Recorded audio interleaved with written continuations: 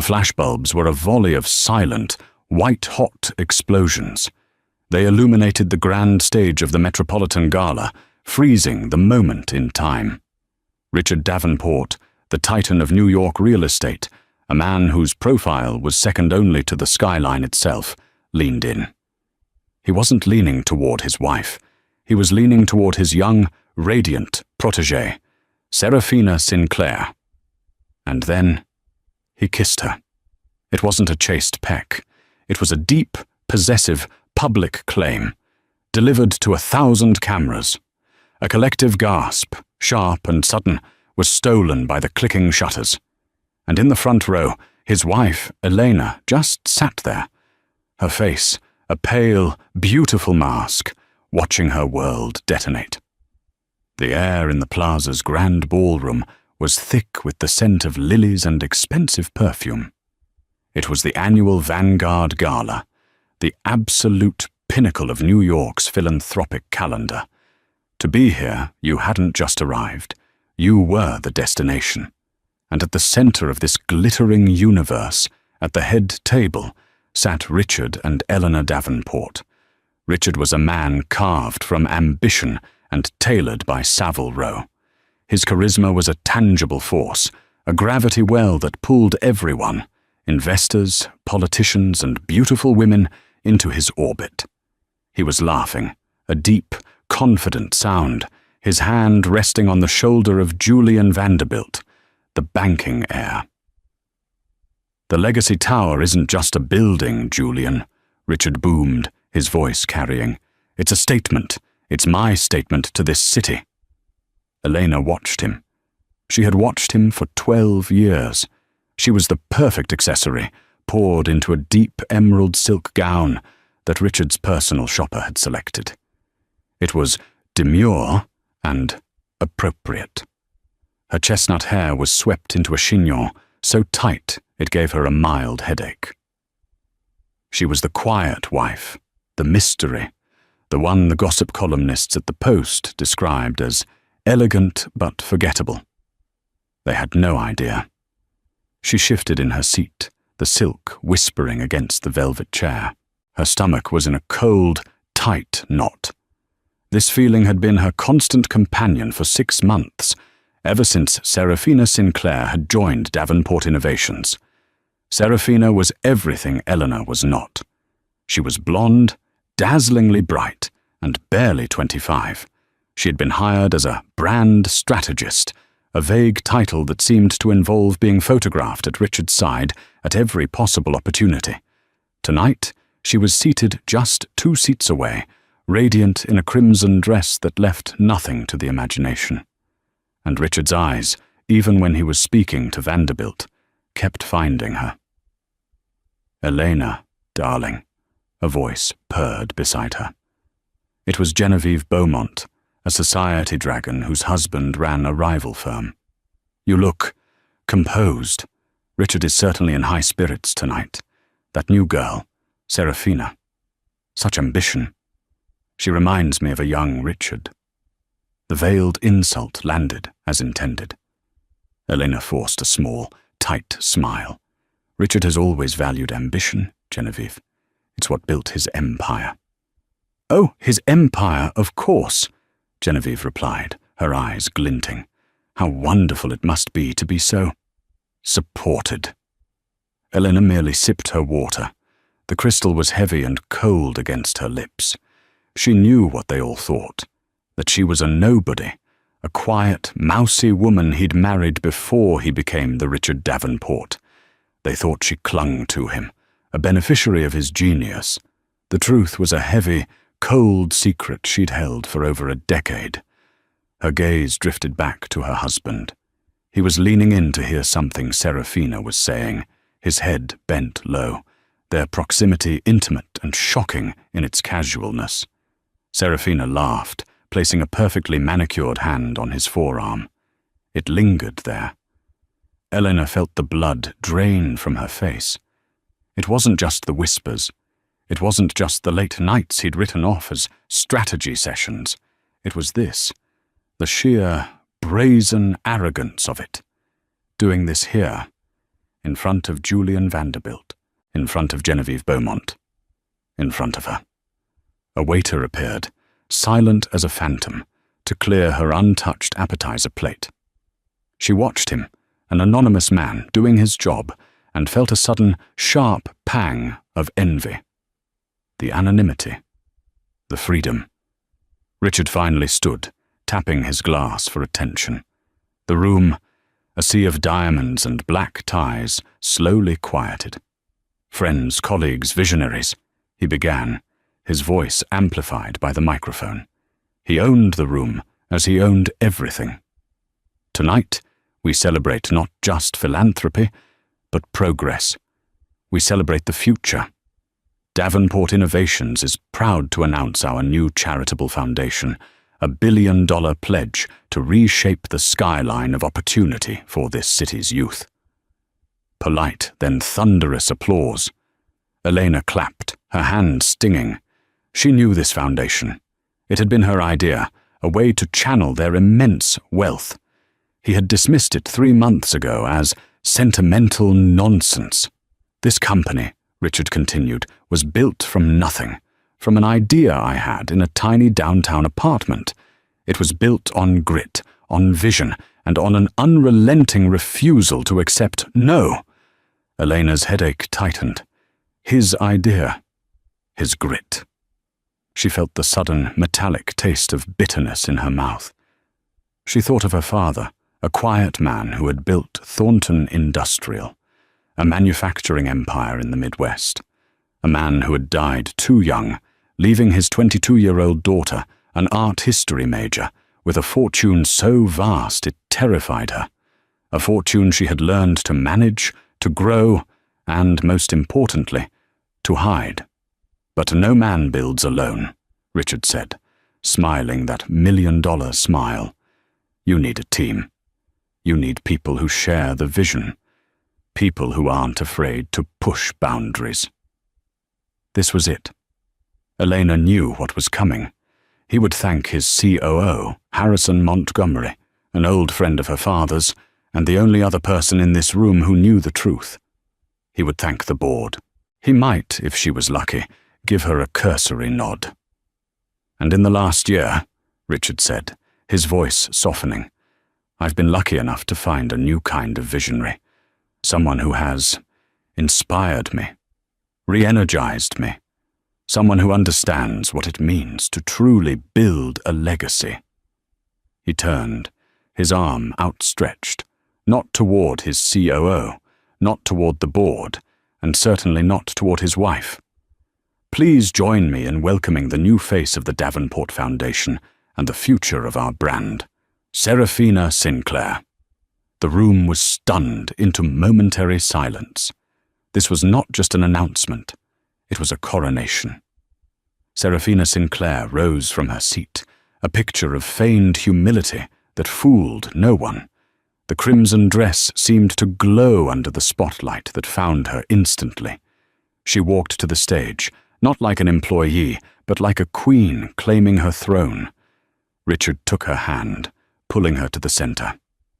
Serafina, he said, his voice full of an emotion that was sickeningly genuine, has shown me what true passion looks like. Eleanor watched, immobile. The ballroom, with its 500 guests, had ceased to exist. There was only the stage, a brightly lit tableau of her humiliation. She could feel Genevieve Beaumont's gaze on her, sharp as a physical jab.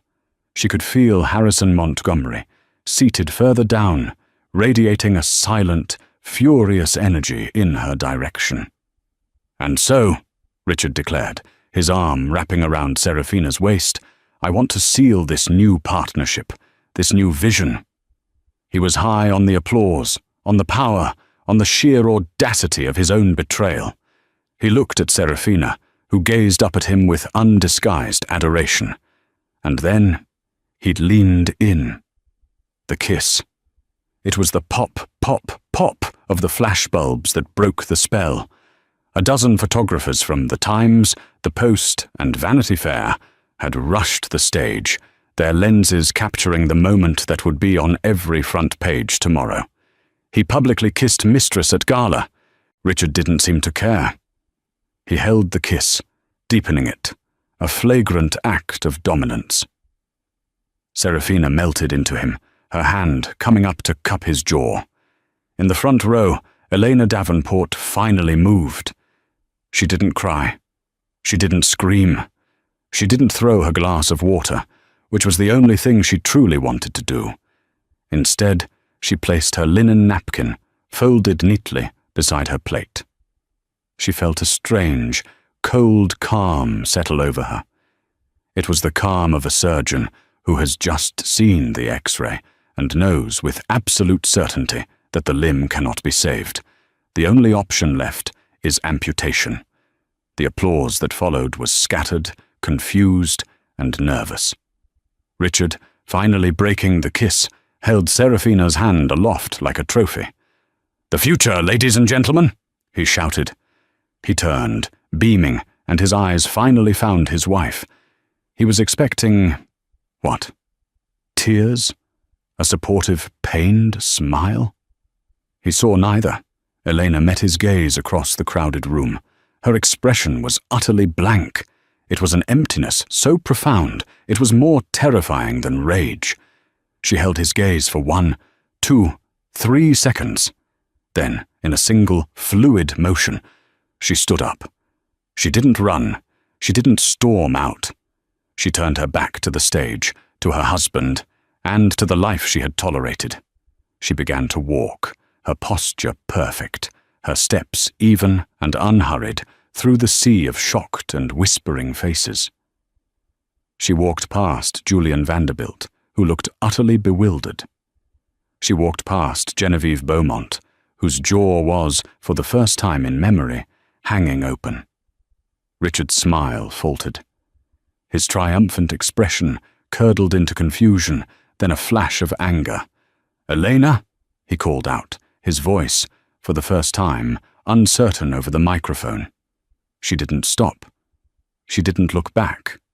She pushed open the grand ballroom doors, the sound of her husband's voice, and the shocked murmurs of New York society muffled as the heavy oak closed softly, definitively, behind her.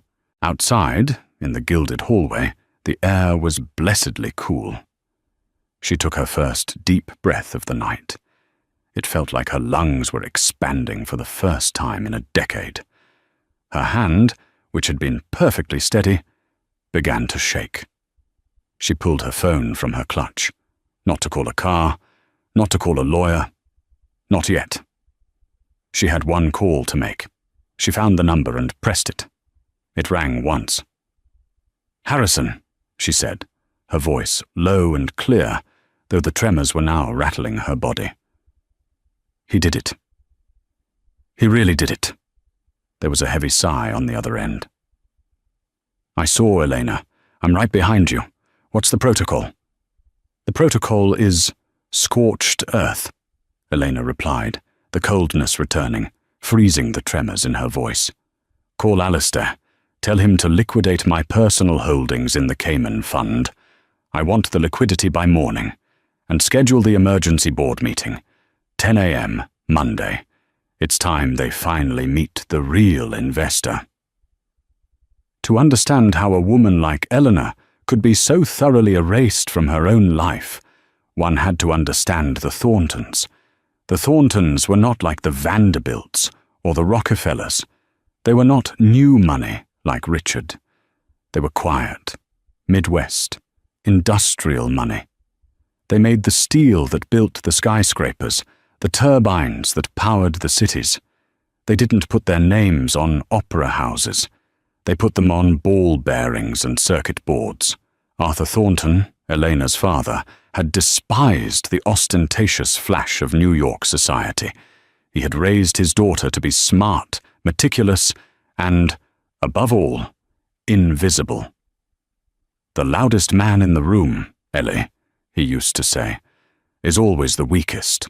True power doesn't need to announce itself." When he died of a sudden aneurysm, 22-year-old Elena, then an art history student at Columbia, inherited the entirety of Thornton Industrial and its labyrinthine trust valued at just over $4 billion. She was terrified. She was lost. And then, 6 months later, she met Richard Davenport. He was a struggling architect, brilliant and ravenous with ambition. He had designs for buildings that defied gravity, but not a dollar to his name. He was dazzling. He didn't know who she was. To him, she was just Ellie Thornton, a quiet student who worked part-time at the university library. She fell in love, not with his charm, but with his drive. He saw the world not as it was, but as it could be. He was the architect.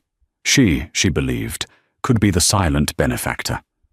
She wanted him to love her, not the Thornton fortune. So she made a plan.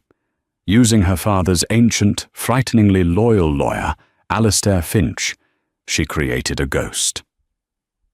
They established Aegis Holdings, a private equity firm based in Delaware, with its funding routed through a series of offshore accounts. It was impenetrable. The sole director and beneficiary was listed as E.A. Thornton, a name that meant nothing to the financial world. Aegis Holdings made its first investment in a promising young architect, Richard Davenport. When he proposed a year later, she was ecstatic. He loved her. He had no idea. She insisted on a prenuptial agreement, which he readily signed, laughing. "I have nothing to protect, Ellie," he'd said, "and I'll be making so much money soon, I'll be the one asking you for a prenup." She had smiled and signed, her $4.2 billion secret safe. For the first few years, it was perfect. He built his first boutique hotel, then his first condo tower. Aegis Holdings was his silent, supportive partner, always approving his, admittedly brilliant proposals. He thought Aegis was a faceless European fund. Elena, meanwhile, played the part of the supportive, modest wife. She managed their homes. She hosted small dinners. And in secret, she ran Aegis. She was the one who greenlit the land purchases. She was the one who analyzed the zoning laws. She was the one who studied the market, channeling her father's meticulous genius into spreadsheets and risk assessments. Richard was the face, the visionary. She was the architect.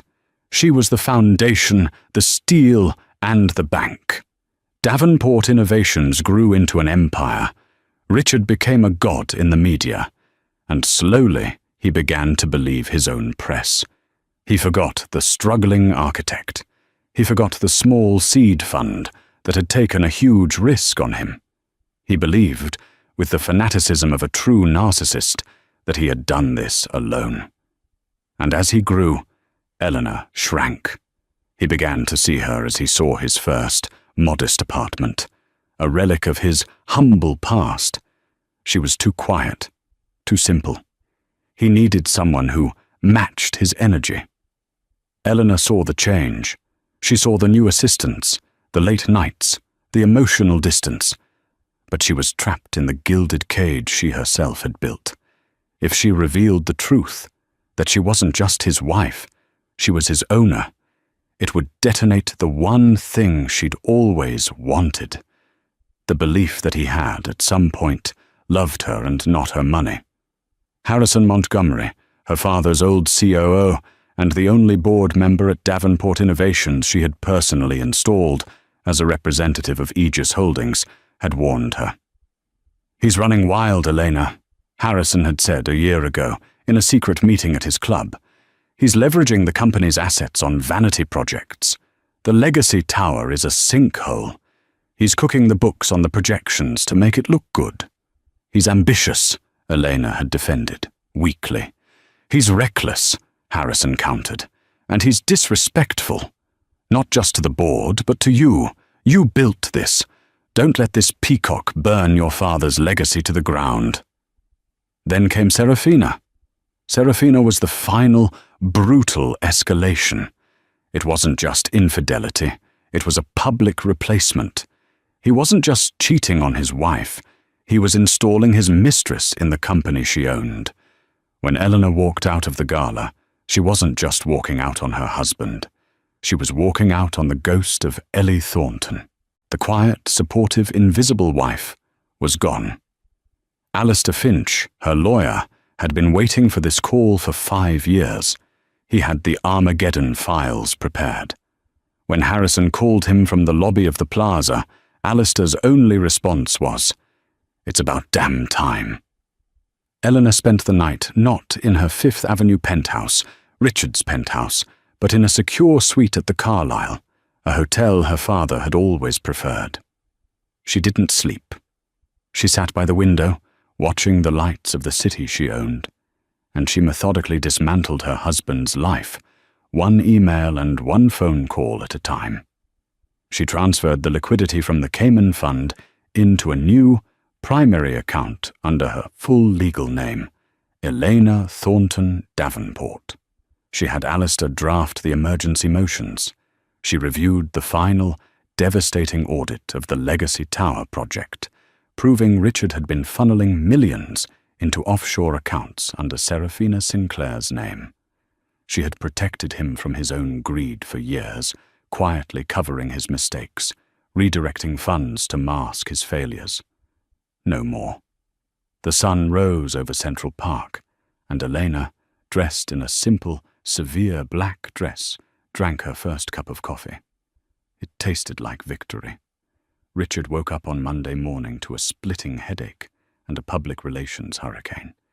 His phone was a nuclear bomb of missed calls and texts.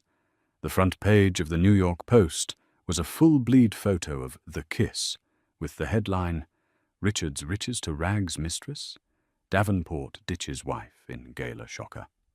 Vanity Fair had an online piece titled, "The Silent Mrs. Davenport Finally Speaks," by walking out. He was furious, not at himself, but at Eleanor. How dare she? How dare she humiliate him by walking out? She was supposed to be the quiet one. She was supposed to sit there, take it, and then they would have a civilized discussion at home. She had made him look like the villain. He stormed through the penthouse, which was eerily quiet. Her closet was half empty. She hadn't taken the designer clothes. She had taken her simple suits, the ones he hated. "Fine," he yelled to the empty apartment. "Fine.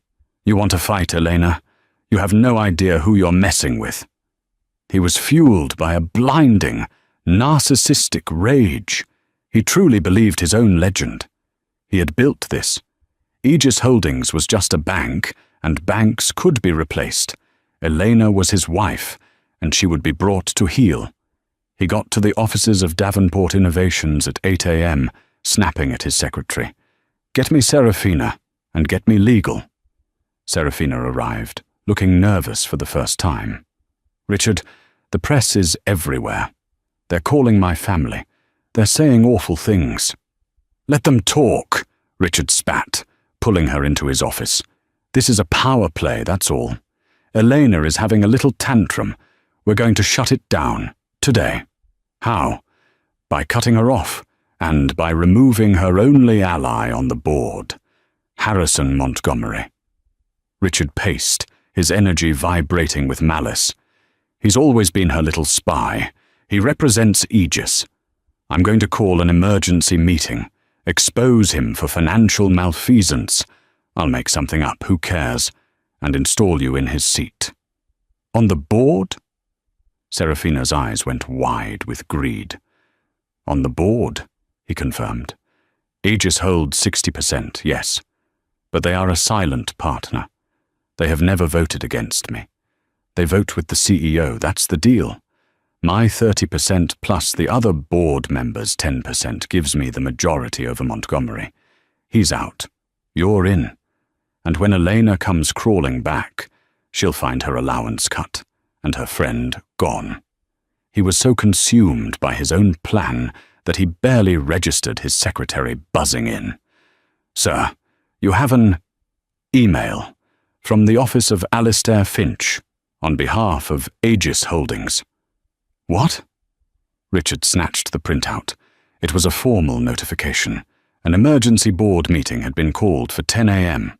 The agenda item: a full audit and review of the Legacy Tower project, and a vote on the removal of Richard Davenport as CEO. Richard laughed. It was a cold, sharp sound. They called my bluff, that old fool Harrison. He thinks he can scare me? He looked at Serafina. He's triggered a war he can't win. Aegis has no standing to remove me. The CEO position is ironclad. He's just embarrassed himself. He tore up the memo. Let's go. I'm going to enjoy firing him to his face. At 9:58 a.m., Richard Davenport strode into the 50th floor boardroom. It was a cathedral of glass and steel, overlooking the city he believed he owned. The board members were already there, a collection of stony-faced men, and one woman, Genevieve Beaumont's sister, who looked terrified. Harrison Montgomery was at one end of the table, looking calm. "Harrison," Richard said, his voice dripping with condescension as he took his seat at the head of the table. "A bold move. Calling a meeting to oust me? Did you forget who I am? Did you forget who signs your checks?" "I know exactly who you are, Richard," Harrison said, his voice even. "And I know exactly who signs the checks. Let's wait for the representative from Aegis Holdings before we begin." Richard scoffed. "Aegis doesn't send reps, they send proxy forms, and they always vote with me. So let's get this over with." The boardroom doors opened. It wasn't a lawyer, it wasn't a banker. It was Eleanor. She was not the woman from the gala. The emerald silk was gone, replaced by a severe, perfectly tailored charcoal grey suit. Her hair was not in a demure chignon. It was pulled back in a tight, powerful ponytail. She carried a leather briefcase. Beside her was a man Richard vaguely recognized, Alistair Finch, a dry-as-dust estate lawyer. Richard's blood ran cold. "Elena, what is this? This is a closed board meeting. You can't be here." Elena didn't look at him. She walked to the empty seat directly opposite him, the one reserved for the primary stakeholder. She sat down. Alistair Finch stood behind her. "Mrs. Davenport," Harrison Montgomery said formally, "thank you for coming on such short notice." "What is going on?" Richard demanded, his voice rising. Elena finally looked at him. Her eyes were not sad or angry. They were the color of steel. "You're right, Richard," she said, her voice clear and strong, echoing in the silent room. "This is a closed board meeting, and I am here representing the majority stakeholder." Richard stared. "You? You're representing Aegis? Did Harrison put you up to this? This is a joke." "Alistair," Elena said simply. The old lawyer stepped forward and began placing a thick, bound document in front of each board member. "Aegis Holdings," Alistair began, his reedy voice cutting through the tension, "is a private equity firm registered in the state of Delaware. It is, and has been for 12 years, the sole funding entity for the corporation known as Davenport Innovations."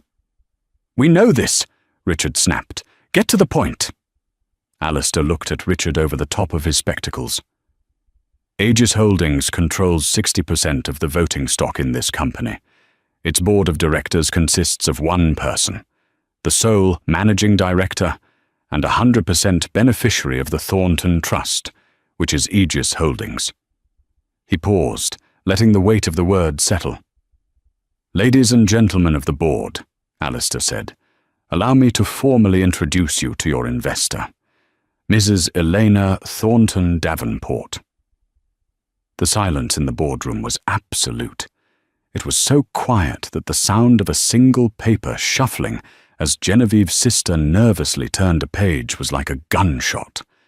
Richard Davenport's face went through a rapid, grotesque series of transformations. First, blank confusion. Then, a dawning, sickly comprehension. Then, a dark, purple rage. "You," he whispered, his voice cracking. You? Ellie? My name, she stated, is Eleanor, and you will address me as Mrs. Davenport. This is fraud, Richard sputtered, leaping to his feet. You deceived me. You lied to me for 12 years. This is my company. I built this. You built nothing, Eleanor said, her voice slicing through his hysteria. You were an architect with a blueprint. I bought the land. I paid for the steel.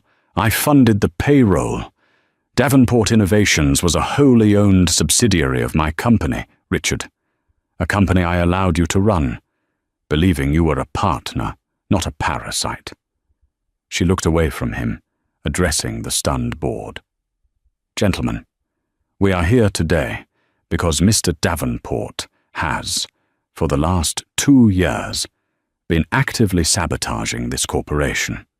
He has done so by funneling company resources into a personal vanity project, the Legacy Tower, which our independent auditors, she nodded to Alistair, who distributed a second set of documents, have confirmed is currently $1.2 billion over budget and structurally unsound. Harrison Montgomery spoke up. I tried to warn the board. Mr. Davenport provided falsified projections to hide the losses. Furthermore, Elena continued, Mr. Davenport has been misappropriating funds for personal use, specifically the transfer of $3 million to an offshore account in the name of Serafina Sinclair, his protégé. Genevieve's sister gasped, her hand flying to her mouth. This is slander, Richard roared, slamming his fists on the table. You housewife, you think you can come in here with these lies? They are not lies, Mr. Davenport. Alistair Finch's voice was sharp. We have the wire transfer receipts. We have the bank records. You used company funds to purchase her apartment, her car, and, as of last week, a 2-carat diamond ring. All classified as promotional and marketing expenses. Richard was cornered. He was a predator trapped, and now he turned vicious. You did this, he screamed at Eleanor. You set me up. You let me believe I was in charge, just so you could pull the rug out? What kind of sick game is this? You were jealous. You were jealous of Serafina. You were jealous of my success. Elena stood up slowly. She was 2 inches shorter than him. But in that moment, she towered over him. I was not jealous of your success, Richard. I was proud of it. I funded it. I celebrated it. I did it all anonymously because I was a fool. I was a fool who believed that you loved me, and that my money would poison that. Her voice was ice. But you didn't need my money to poison you. Your ego did that all on its own. You disrespected me in private for years. I tolerated it. You diminished me. You gaslit me. You made me feel small. I tolerated it. But on Saturday night, you disrespected my father's legacy. You used the company he built to publicly humiliate me and crown your mistress. And that, Richard, that I will not tolerate. She looked at the board. The agenda for this meeting is a vote to remove Richard Davenport as CEO, effective immediately, for gross negligence, embezzlement, and breach of fiduciary duty. Harrison, please call the vote. Wait! Richard shrieked, his composure completely shattered. He was sweating through his expensive shirt. You can't! The stock! My 30%, your 30%, Alistair interjected, was not earned, Mr. Davenport. It was a gift of stock from Aegis Holdings. A gift that, per the key man clause in your employment contract, is forfeit upon termination for cause. You, Richard, own nothing. You never did.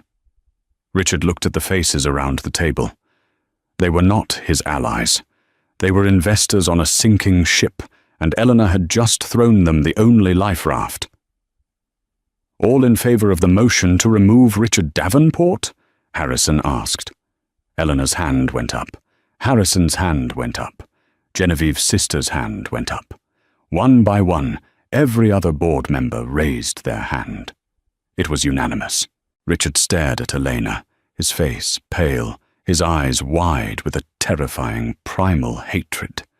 You witch! You will not get away with this. I will destroy you. I will tell the world what you did." "Tell them what, Richard?" Elena asked, picking up her briefcase. "Tell them I'm not a simple wife? Tell them I'm the one with the money? Please, you'd be doing me a favor." She nodded to the two large security guards who had just appeared at the door. "Mr. Davenport is trespassing. Please escort him from my building." The security guards, both imposing men who usually handled union disputes at construction sites, moved toward Richard. "Don't you touch me," he bellowed, backing away. "This is my office. This is my building." "It was never yours, Richard," Harrison Montgomery said, his voice laced with a cold satisfaction he'd held back for a decade. "You were just leasing it."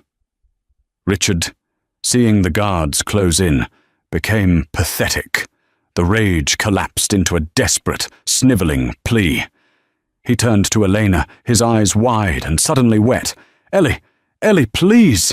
Don't do this! Think about us! Think about the 12 years! I love you! I've always loved you!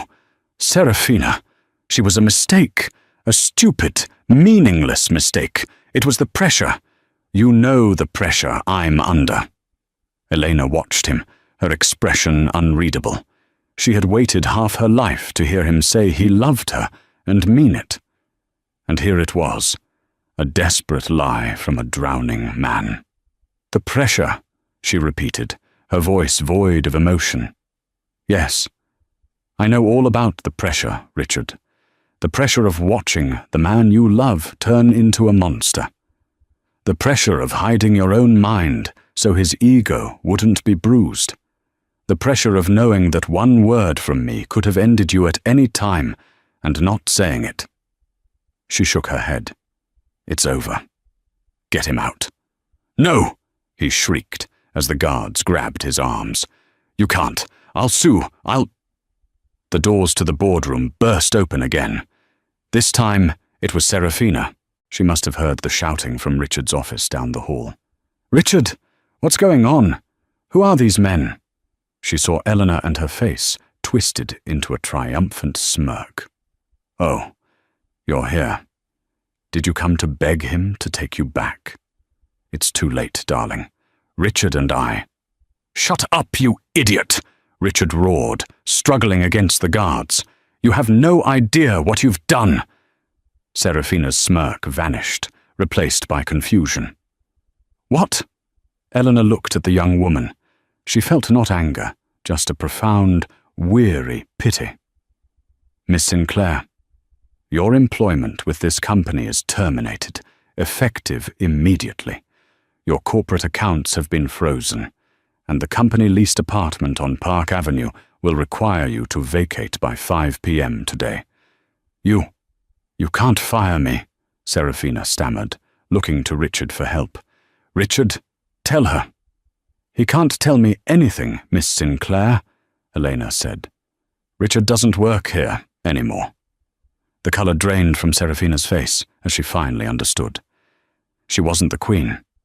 She was the jester. And the show was over. "But the foundation," she whispered. "The gala. He promised me." "He promised you things that were never his to give," Elena said. She turned to the guards. "Get them both out." The commotion was swift. Richard, realizing his pleas were useless, returned to rage. He kicked and swore, a stream of vile insults directed at Elena, at Harrison, at her father. "You'll be bankrupt in a year, you stupid." The doors slammed shut, cutting him off. The 50th floor boardroom was silent once more. Elena let out a breath she felt she had been holding for 12 years. She sank into the chair at the head of the table.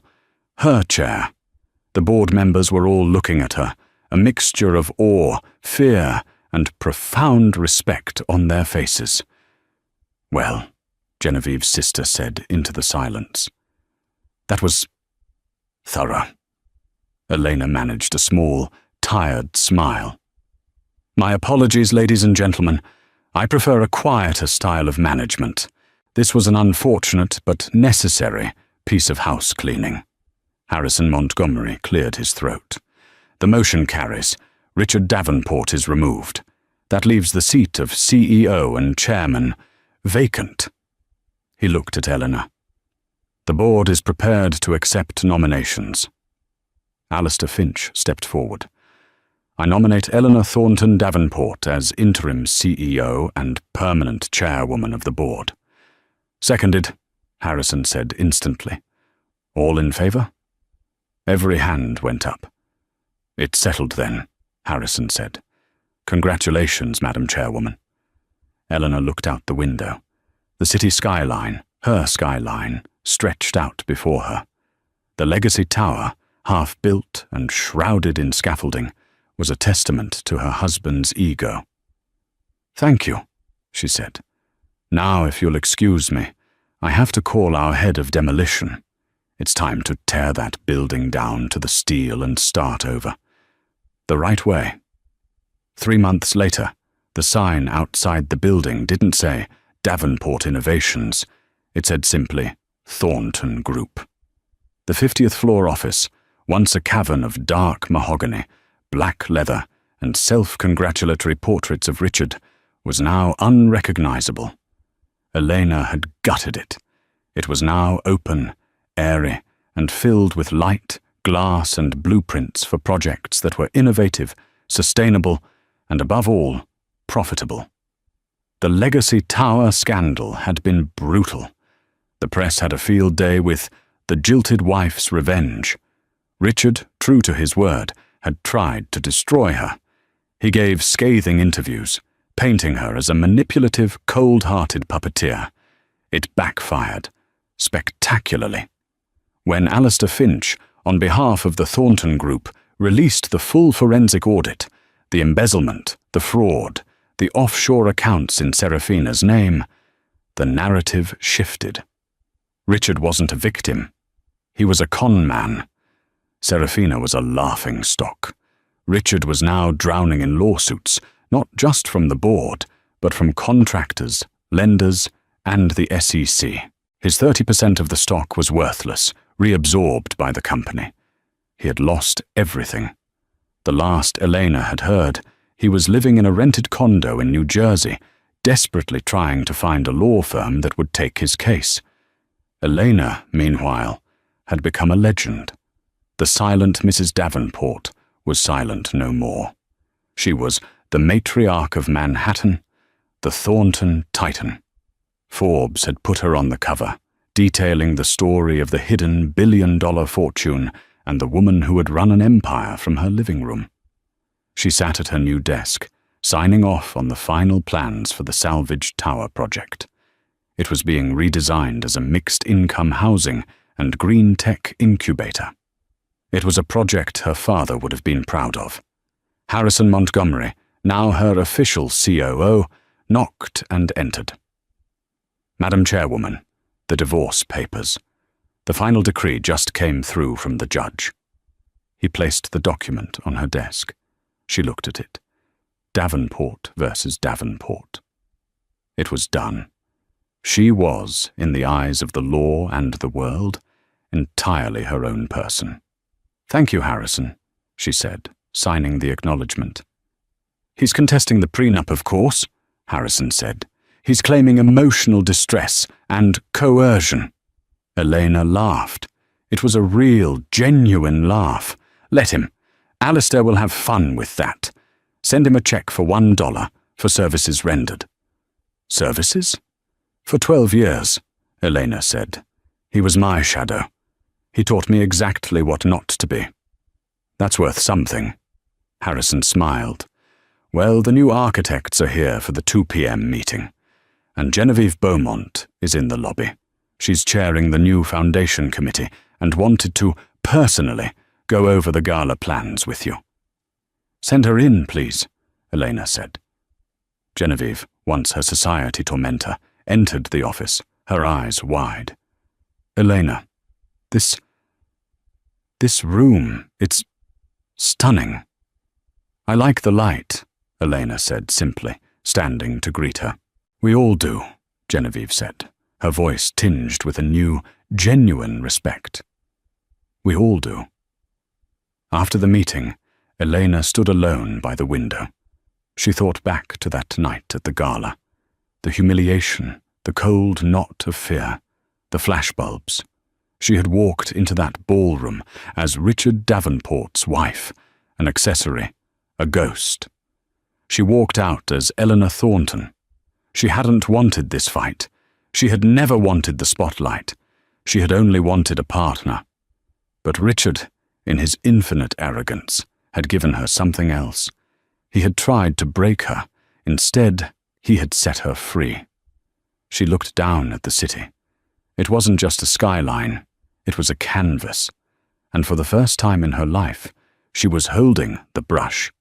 She was no longer the silent investor. She was, and always had been, the architect.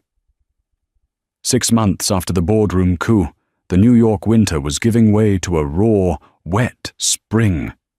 The air at 5:30 a.m. was cold enough to bite, carrying the metallic tang of damp steel and diesel. Elena Thornton Davenport stood on a plywood platform, 4 stories above the ground, looking down into the excavated heart of what had been Richard's legacy tower. The name was gone. The monument to his ego, which had been a half-built skeleton of financial ruin, had been systematically dismantled. Now it was simply the Thornton Commons. She was wearing not a couture gown, but fleece-lined work pants, steel-toed boots caked in mud, and a white hard hat with the simple Thornton logo on the side. Beside her stood Sal Rizzoli, the site foreman, a grizzled bear of a man who had worked on every major skyscraper built in the city for 30 years. He'd been openly skeptical of her. The wind shear report came in for the upper terraces, Sal said, his voice a gravelly rumble. He pointed to a section of the blueprint unrolled on a makeshift table. The engineers at Arup say we need to reinforce the glass panels with a 30mm laminate. That's another $2 million, and it puts us 2 weeks behind. Elena didn't look at the cost analysis. She looked at the raw engineering data. She traced the lines of the wind flow diagram, her gloved finger stopping on an azimuth calculation. They're compensating for the downdraft from one Vanderbilt, she said, her voice clear in the morning quiet. But they didn't account for the Venturi effect from the new J.P. Morgan Tower. The wind is going to accelerate between the buildings, not just flow around them. Look at this. She pulled a red marker from her pocket and drew 2 new arrows on the plan. The pressure won't be on the face of the glass. It'll be on the mounting bolts. A 30mm laminate won't matter if the entire panel is ripped from the anchoring. Sal stared at the drawing, his bushy eyebrows climbing his forehead. He ran the numbers in his head, his lips moving silently. Holy hell, he breathed, looking at her with a completely new expression. You're right. We don't need thicker glass. We need a flexible mounting system. It would be cheaper, too. Have the structural team model a baffle joint system, Elena said, rolling up the blueprint. I want the new specs on my desk by noon. She handed him the plans and turned, her gaze sweeping over the massive site. Below, the first shift of iron workers was arriving, their headlamps cutting through the pre-dawn gloom. You're here every morning, Mrs. Davenport, Sal said, his tone no longer skeptical, but respectful. Davenport, the other one. He came here once, for a press photo. He wore alligator shoes. He liked the idea of building, Sal, Elena said, watching the sparks from a welder's torch dance below. I like the work. She left the site as the sun was beginning to touch the highest spires of the city. Her father had taught her that you couldn't own something you didn't understand, from the foundation to the balance sheet. Richard had only ever understood the balance sheet, and even then, only the parts he could twist to his advantage. When she arrived at the Thornton Group's headquarters, her assistant, a sharp young woman named Claire, met her at the elevator. "Good morning, Madam Chairwoman. Your 9 a.m. with the new architectural leads is confirmed. The 11 a.m. is with Alistair Finch regarding the final asset seizure from Mr. Davenport's remaining accounts. And there is an unscheduled matter." "What is it?" Elena asked, shedding her heavy coat. "A woman is in the lobby. She says her name is Seraphina Sinclair. She refuses to leave. She says she will wait all day. She looks—" Claire hesitated. "She looks unwell." Elena paused, her hand on her office door. The name was a jolt, a ghost from a life that felt like it belonged to someone else. The crimson dress, the triumphant smile, the kiss that had shattered her world and, paradoxically, rebuilt it. She felt a flash of the old, cold anger. Her first instinct was to have security remove her. It would be just. But Eleanor was no longer the woman ruled by instinct and injury. She was the woman who checked the engineering. 5 minutes, Elena said. "Send her in, and then call security to wait on the floor. And Claire, bring 2 coffees, 1 black, 1 with cream and sugar." "Yes, Madam Chairwoman." Elena walked into her office, the vast, light-filled space, and stood by the window, her back to the door. She heard it open.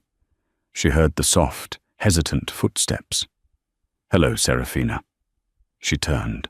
The woman standing in the middle of her Persian rug was a wraith. The brilliant blonde hair was now a dull, brassy color, tied back in a knot. The radiant confidence was gone, replaced by a hollow-eyed desperation. She was thin, her jeans and faded sweater hanging off her. She was clutching a worn-out handbag as if it were a life raft. Claire entered, placed the 2 coffees on the table, and left, the door clicking shut. You look good, Elena," Seraphina whispered. Her voice was raw. "You did not come here to compliment me." "You have 4 minutes," Elena said, her voice not unkind, but firm. Seraphina flinched. She looked at the coffee. "You remembered. Cream and sugar. You ordered it at every dinner. What do you want?" Tears immediately welled in Seraphina's eyes, and she scrubbed them away angrily.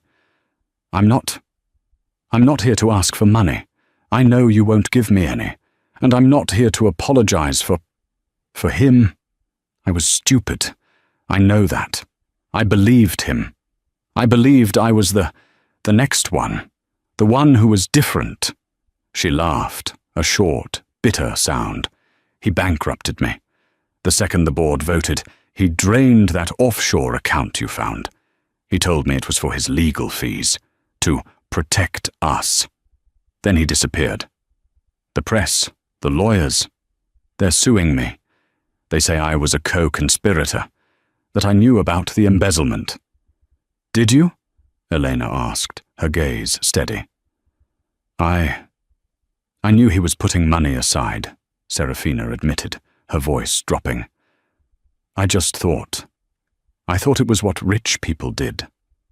I didn't know it was fraud. I didn't know it was your money. He told me you were just a wife, that the money was all his." "And you believed him," Elena stated. "It wasn't a question." "I want to testify," Seraphina said, her voice suddenly gaining a small, sharp edge of the woman she used to be. "I want to help you. I want to tell the SEC everything. Every dinner, every conversation, everything he said about the board, about the Legacy Tower, about you. I want to see him in jail." Elena walked to her desk and sat down. She looked at this young woman, who had been both her rival and, in the end, her catalyst. She saw the pathetic, desperate need for revenge. It was a poison Elena herself had tasted and, thankfully, spit out. No, Elena said. Serafina stared.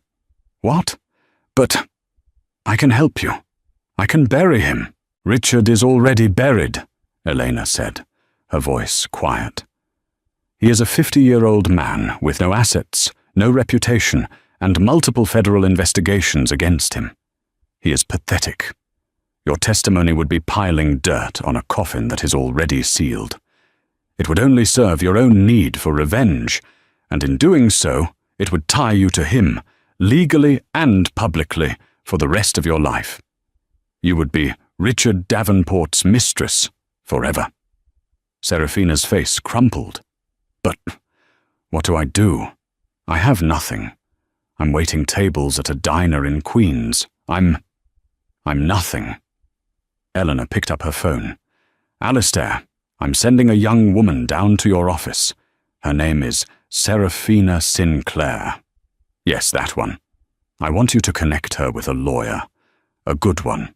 Not one of ours, a private attorney. Bill it to my personal account. No, Alistair, she is not a threat. She is a loose end. Yes, thank you.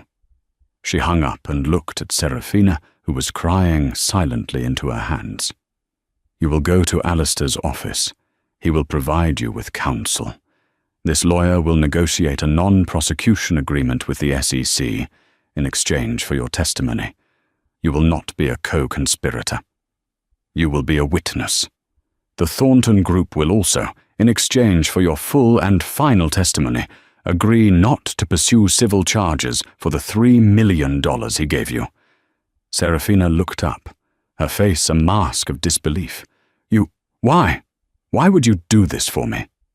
I am not doing this for you, Miss Sinclair, Elena said, standing. The meeting was over. I am doing this for me. You were a symptom of his disease, not the cause.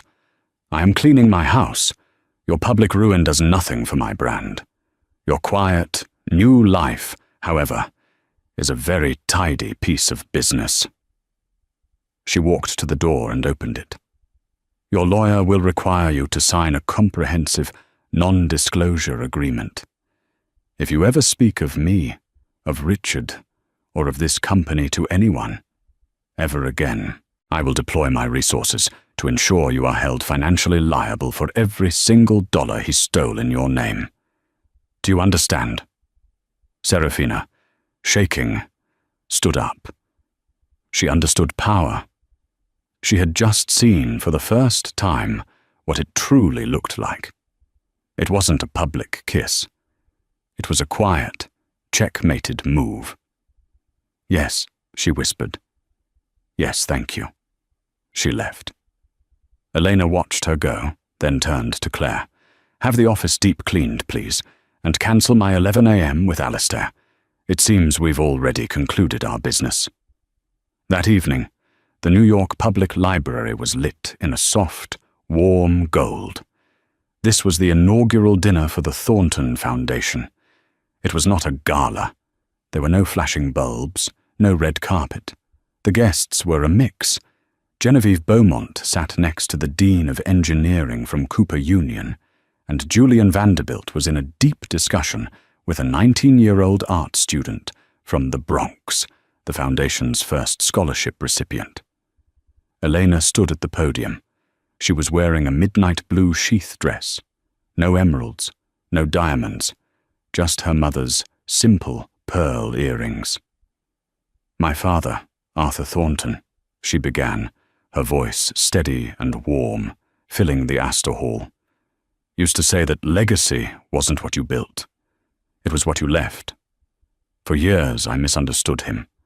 I thought he meant the steel, the stock, the company, the assets. She smiled, a genuine, easy smile. But he didn't. He meant the impact. A building can be torn down, a stock can fall, but an idea, an opportunity, that is a blueprint that can be used forever. The Thornton Foundation isn't here to build monuments to ourselves. We are here to invest in architects, the architects of our future. She spoke for 10 minutes, her speech flowing not from a script, but from a place of deep, settled conviction. When she finished, the applause was not the polite, scattered claps of a society event. It was deep, sustained, and real. Later, Harrison found her standing alone, looking at the ceiling of the reading room. "That was a hell of a speech, boss," he said, handing her a glass of champagne. "I meant every word," she said, taking it. "I know." He clinked his glass against hers. "I've been thinking about what to say to you. I worked for your father for 30 years. He was a brilliant man, a good man, but he was cautious. He built walls to protect his legacy. He was afraid of the world." He looked at her, his eyes shining. "You, Elena, you're not afraid. You're tearing down the walls and building bridges. He would be so damn proud of you." Elena felt a warmth in her chest, an old, cold tightness finally unspooling. She looked out over the room, the mix of old money and new ideas, the energy, the potential. Richard had tried to steal her company. He had tried to steal her name. But he had, in his blind arrogance, given her the one thing she never knew she was missing, her voice. This wasn't a new chapter. It wasn't revenge. It was resurrection. And Eleanor Thornton, the architect of her own life, was finally, truly, ready to build. The story of Elena Davenport is a brutal, shocking, and ultimately empowering reminder that the quietest person in the room is often the most powerful. She didn't just reclaim her life, she reclaimed her name, her legacy, and her identity. But what do you think? Was Eleanor's decade of silence a necessary protection or a mistake that allowed a monster to grow? What would you have done if you were in her shoes? Let me know your thoughts in the comments below. This kind of drama, a story of betrayal and unbelievable revenge, is happening in real life every day, hidden behind closed doors. If you were captivated by Elena's journey from a silent wife to a titan of industry, please don't forget to hit that like button. It truly helps the channel. Share this video with anyone who loves a story of justice being served, and most importantly, hit subscribe and ring that notification bell. You won't want to miss the next story we uncover. He was a titan of industry, a man who commanded boardrooms and bent markets to his will. She was his elegant, intelligent wife, the silent architect of his empire. But in the glittering, hollow world of New York's elite, loyalty is a commodity, and respect is a luxury not everyone can afford. One fateful night, at the city's most prestigious charity gala, under the watchful eyes of the powerful and the privileged, he made a choice. To appease his new flame, a woman draped in diamonds and ambition, he raised his hand to the wife who had built him. A single, sharp slap that echoed louder than the orchestra. He thought it was the end of an argument. He had no idea it was the beginning of his end, because while he slept soundly that night, she was igniting a fire that would burn his entire world to the ground. The Starlight Charity Gala was the apex of the Manhattan social calendar, a glittering spectacle held in the grand ballroom of the Pierre Hotel. Crystal chandeliers, each the size of a small carriage, dripped light onto a sea of couture gowns and bespoke tuxedos. The air hummed with the low thrum of powerful conversations, the clinking of champagne flutes, and the soft strains of a string quartet. To the outside world, Damien and Catherine Blackwood were the evening's reigning couple. He, the CEO of Blackwood Innovations, a tech behemoth he'd built from the ground up, was a man carved from ambition and arrogance.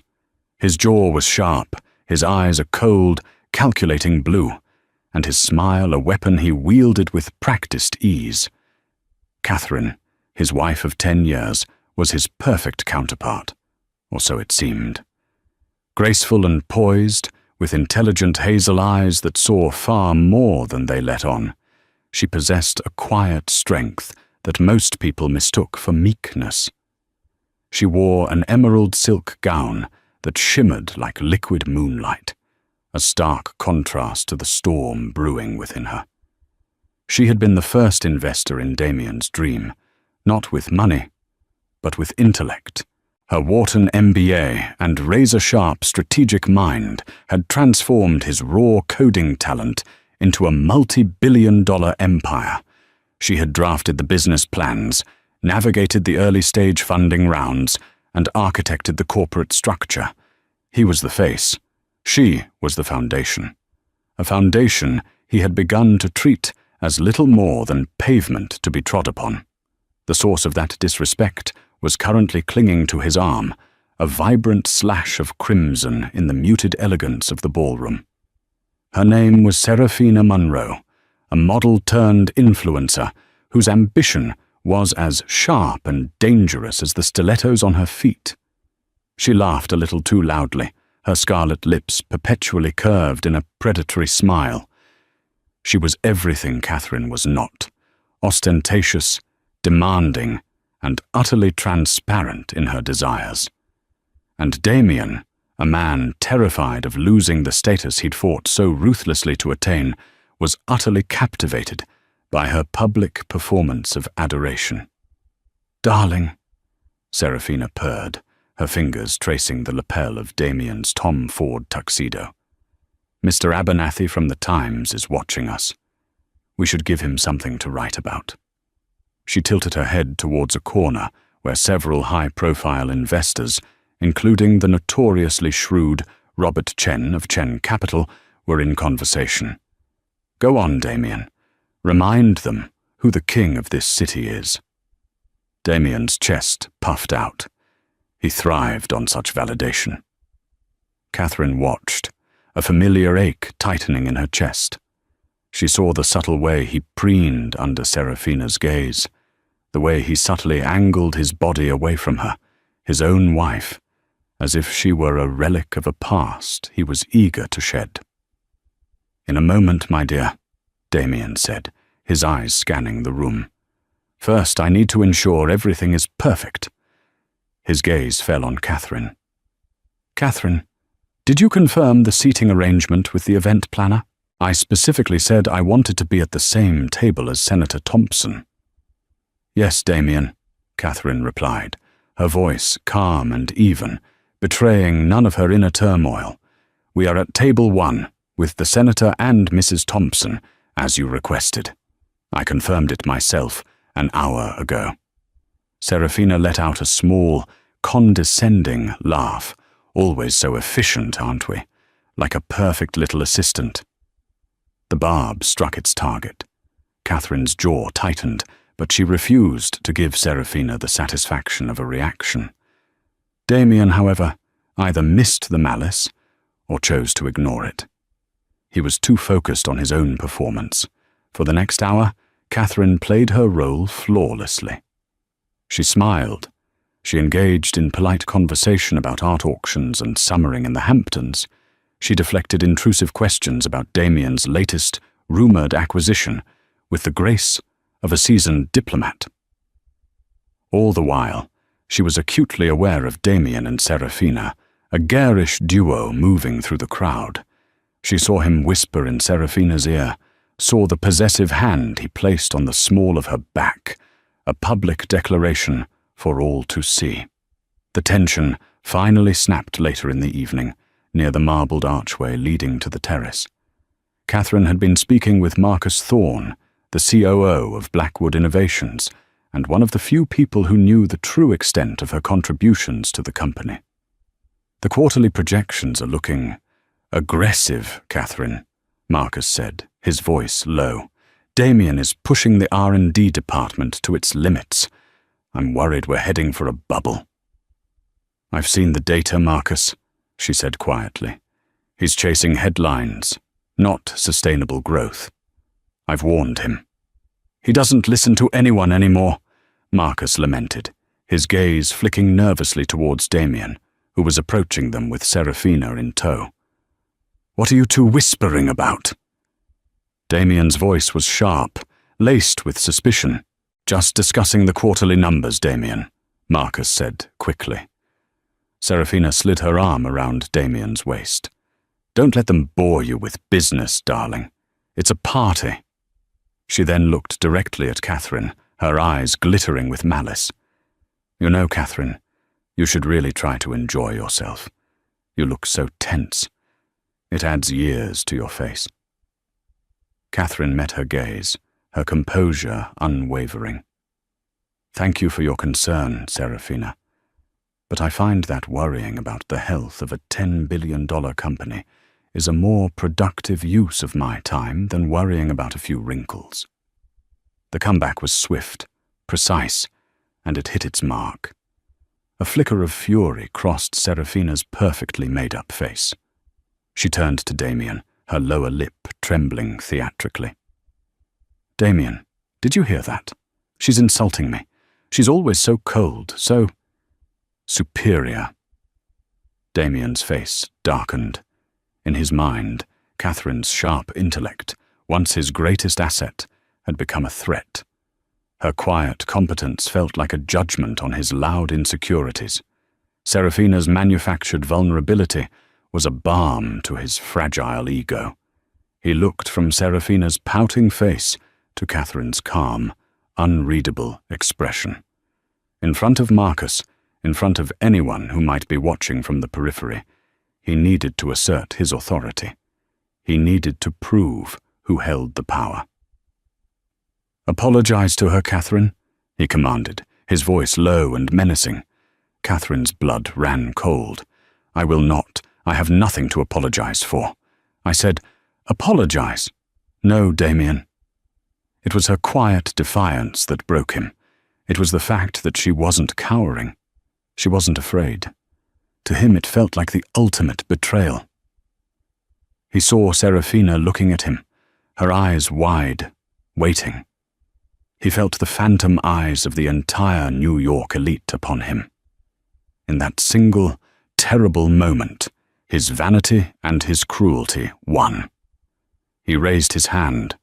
The sound of the slap was sharp, a brutal crack that cut through the murmur of the Gala. Catherine's head snapped to the side, the sting blossoming on her cheek like a hot, poisonous flower. A collective gasp rippled through the immediate vicinity. Marcus Thorne froze, his face a mask of horror. For a moment, there was absolute silence, a pocket of stunned disbelief in the heart of the opulent ballroom. Catherine slowly turned her head back to face him. There were no tears in her eyes. There was only a terrifying, crystalline clarity. She looked at Damien, not as her husband, but as a stranger, an enemy. She saw the flicker of shock in his own eyes, as if his hand had acted of its own accord, quickly replaced by a stubborn, defensive glare. She looked at Serafina, who had the decency to look momentarily stunned before a flicker of triumph settled in her eyes. Without a word, Catherine turned and walked away. She didn't run. She didn't stumble. Her back was straight, her head held high. Each step was deliberate, measured, taking her away from the wreckage of her marriage, through the sea of shocked and whispering faces, and out of the grand ballroom into the cool night air. Damien watched her go, a knot of unease tightening in his stomach, but he pushed it down. He had made his point. He had asserted his dominance. He turned to a shaken Serafina and forced a smile. Now, where were we? He asked, his voice a little too loud, a little too brittle. He had no idea that the sound of that slap was not an ending, but the starting pistol for a war he was utterly unprepared to fight. The taxi ride from the Pierre to their Upper East Side penthouse was a blur of city lights smearing against the cold glass. Catherine sat perfectly still in the back seat, one hand resting in her lap, the other pressed against the lingering, phantom heat on her cheek.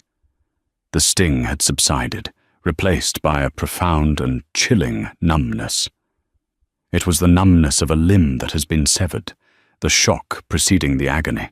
She felt strangely disconnected from the woman in the emerald gown, the woman who had just been publicly humiliated by her own husband. That woman was a character she had played for a decade. Tonight, the performance had ended. When the taxi pulled up to the imposing limestone facade of their building, the doorman, a kind-faced man named George, rushed to open her door. "Good evening, Mrs. Blackwood. You're home early." His eyes widened slightly as he saw her face, the faint red mark just beginning to bloom on her cheekbone. To his credit, his professional mask didn't slip. "Is everything all right?" "Everything is fine, George. Thank you," she said, her voice a monotone. But as she walked across the marble lobby, she knew nothing would ever be fine again. The private elevator opened directly into their penthouse. It was a monument to Damien's success, a sprawling space of glass, chrome, and minimalist furniture, with a panoramic view of Central Park. It was cold, impersonal, and curated for magazine spreads. It had never felt like a home. Tonight, it felt like a mausoleum. She walked through the silent, cavernous rooms, her heels clicking an unnervingly loud rhythm on the polished concrete floors. She didn't cry. The time for tears felt 1,000 miles away. What she felt instead was a slow, creeping rage, cold and sharp as a shard of ice. It wasn't the wild, screaming rage of a wounded animal. It was the focused, calculating fury of a grandmaster whose opponent has just made a fatal, unforgivable blunder. The slap wasn't the cause, it was the catalyst. It was the physical manifestation of 1,000 smaller betrayals, 1,000,000 moments of being diminished, ignored, and taken for granted. It was the culmination of every time he had taken credit for her ideas, dismissed her concerns as nagging, and paraded his affairs as trophies of his masculine prowess. He hadn't just struck her, he had tried to erase her. She walked into their shared walk-in closet, a space larger than most New York apartments. On one side were Damien's meticulously organized rows of designer suits and shoes. On the other, her own collection of elegant, understated pieces. She ignored them all. She went to the back, to a locked safe, hidden behind a full-length mirror. She keyed in the code, not their anniversary, not his birthday, but the date she had finalized the patent for the core algorithm that had launched Blackwood Innovations. An algorithm she had written. Inside the safe were her personal documents, some jewelry, and a sleek, encrypted hard drive. She took only the hard drive and a single, slim folio of documents. She then walked into the master bedroom and took a small, leather-bound journal from her nightstand. It was filled with her handwriting, notes, ideas, and strategic plans for the company, many of which Damien had later presented as his own. She didn't pack a suitcase full of clothes. That was what a fleeing victim did. She was not a victim. She was a combatant preparing for battle. She took only a single, expensive-looking leather duffel bag. Into it, she placed the hard drive, the journal, the folio, her laptop, and a toiletry bag with only the essentials. The emerald gown she was wearing felt like a costume from another life. She stripped it off, letting it pool on the floor like a shed skin. She changed into a simple, severe black pantsuit, a crisp white silk blouse, and practical, low-heeled Chanel pumps. It was armor. Her phone buzzed. It was Damien. She ignored it. It buzzed again. And again. Texts began to pour in. "Catherine, where are you? We need to talk. You're overreacting." The final one, sent minutes later, was the most telling. "Don't do anything stupid. Think of the company's reputation." His reputation. Not her pain, not their marriage. The company, the entity she had built. A bitter smile touched her lips. Oh, she was thinking of the company. She was thinking of it very, very carefully. She made one phone call. Jessica Riley, a sharp, alert voice, answered on the second ring, despite the late hour. Jessica was her oldest friend, a shark of a divorce lawyer from the prestigious firm of Cromwell, Stern and Vance. The Vance was her father. "Jess, it's me." "Kat, what's wrong? I heard what happened at the gala. My colleague David was there. He called me." "Are you okay?" "He slapped me, Jess. In public." Catherine's voice was steady, devoid of self-pity. There was a pause, and then Jessica's voice turned to steel. "Where are you?" "At the penthouse. I'm leaving now." "Good. Don't engage with him. Don't answer his calls. Where are you going?" "I've booked a suite at the Carlisle, under my maiden name." Vance. The name felt good on her tongue. It was her own. "Okay. I'll meet you there in 40 minutes. We'll start the paperwork." "No," Catherine said firmly. "This isn't about divorce papers. Not yet. That's a skirmish. I'm planning a war." Jessica was silent for a moment, processing. She knew Catherine better than anyone. She knew her friend's calm exterior hid a formidable intellect and an iron will. "Okay," she said slowly. "What's the first move?" "I'm going to need you to look over a non-disclosure agreement. A very, very restrictive one. And I need to get in touch with an old acquaintance. I need you to find the best way to arrange a meeting for tomorrow morning. An urgent one." She took a deep breath. "The name is Alexander Sterling, of Sterling Capital." Jessica let out a low whistle. Alexander Sterling was a legend on Wall Street, a so-called vulture capitalist to his enemies, a visionary investor to his allies. His firm was known for aggressive, often hostile, takeovers of undervalued or poorly managed tech companies. They were also Blackwood Innovation's most feared competitor. "Sterling," Jessica said, her voice a mix of shock and admiration. "Kat, what are you planning?" "Damien thinks the company is his greatest strength," Catherine said, walking towards the elevator, her duffel bag in hand. "He's about to find out that it's his greatest vulnerability. And I know where all the cracks are. After all, I'm the one who papered over them." She ended the call, stepped into the elevator, and descended from the glass tower for the last time. As the door slid shut, she caught her reflection in the polished steel.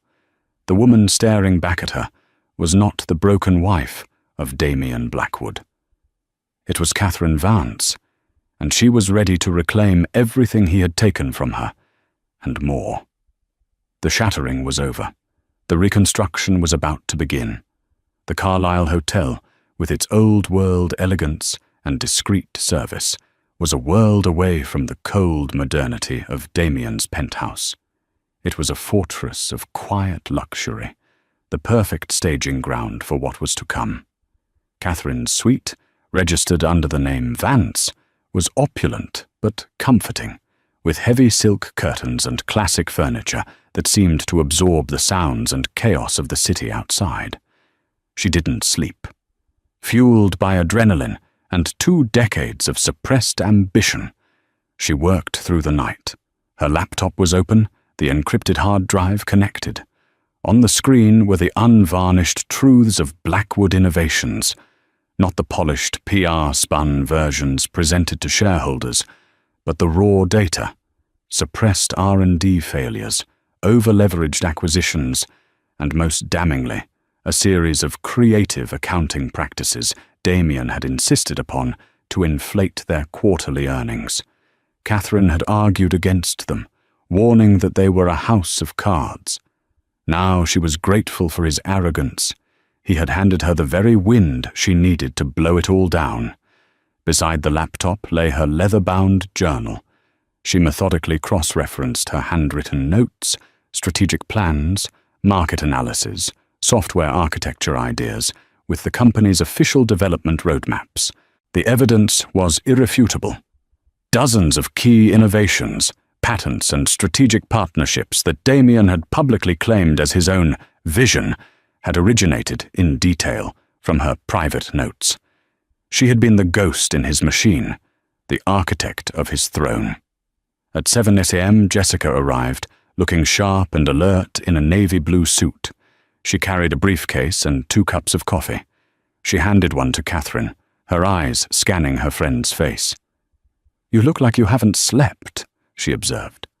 "Sleep is a luxury for peacetime, Jess," Catherine replied, taking a sip of the coffee. "Did you make the call?" Jessica nodded, setting her briefcase on the mahogany desk. "It wasn't easy.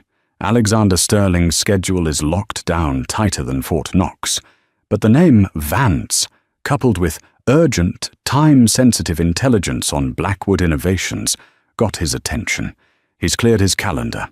We have a meeting at his office, 10 a.m. sharp." "Good," Catherine said, a grim satisfaction in her voice. "That gives us time to prepare the presentation." "Kat, are you sure about this?" Jessica asked, her professional caution warring with her personal loyalty. "Going to Sterling. It's like handing a starving wolf the keys to the henhouse. Once you let him in, you can't control what he does." "I'm not looking for control, Jess. I'm looking for a wrecking ball," Catherine stated coldly. "Damien respects only one thing: power, financial power.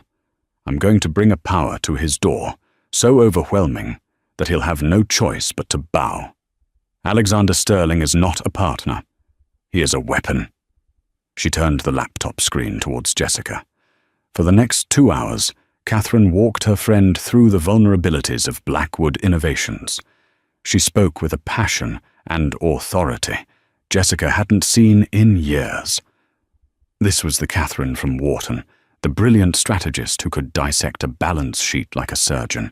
She explained how Damien's aggressive push into volatile markets had left the company dangerously exposed, how the inflated profit margins were hiding a growing debt crisis, and how their most recent flagship product, the Prometheus AI, was built on a flawed and unstable code base, a shortcut Damien had demanded against her explicit advice. "He's running a multi-billion-dollar company like a gambler on a hot streak," Catherine concluded, her voice steely. "But the streak is about to end, and I have the data to prove it." At 9:30 a.m. they left the Carlisle. Catherine wore the same black power suit. Her hair was pulled back in a severe, elegant chignon. The faint bruise on her cheek was visible, unconcealed by makeup. It was not a mark of shame. It was a testament, a piece of evidence. Sterling Capital was located in a sleek, imposing skyscraper in the heart of the financial district, a steel and glass needle aimed at the heavens. The lobby was a cathedral of wealth, all polished granite and hushed reverence. They were escorted to the top floor, to Alexander Sterling's private office. The man himself was waiting. Alexander Sterling was in his late 40s, with silvering temples and eyes the color of a stormy sea. He was the antithesis of Damien. Where Damien was loud, Sterling was quiet. Where Damien wore his wealth like a costume, Sterling wore his bespoke suit with an air of complete, unstudied indifference. He radiated a calm, predatory confidence that was far more intimidating than Damien's bluster. He did not smile as they entered. He simply watched, his sharp gaze missing nothing. "Ms. Vance," he said, his voice a low baritone. He gestured to the chairs opposite his vast, uncluttered desk. "Your lawyer's message was intriguing." His eyes flickered for a fraction of a second to the mark on her cheek, but his expression remained impassive. Catherine met his gaze without flinching. "Mr. Sterling, thank you for seeing us on such short notice. I believe I have information that will be of significant value to you and your firm." She didn't wait for permission. She placed her laptop on the desk, opened it, and began. She didn't speak of her marriage, of the gala, of the slap. She spoke the language he understood, numbers, data, and strategy. She laid bare the weaknesses of Blackwood Innovations with clinical precision. She presented the inflated earnings reports next to the real, grim figures from her hard drive. She detailed the structural flaws in the Prometheus AI, predicting a catastrophic failure within the next 6 months that would trigger a massive stock devaluation. Finally, she brought up her masterstroke. Damien is currently in final negotiations to acquire a smaller AI firm, Cygnus AI, for $2 billion, she explained, displaying the confidential deal memo she had downloaded. He sees it as a vanity project, but my analysis shows that Cygnus AI's patent portfolio, when combined with Blackwood's existing infrastructure, doesn't create synergy. It creates a redundancy that will cost $500 million in restructuring alone.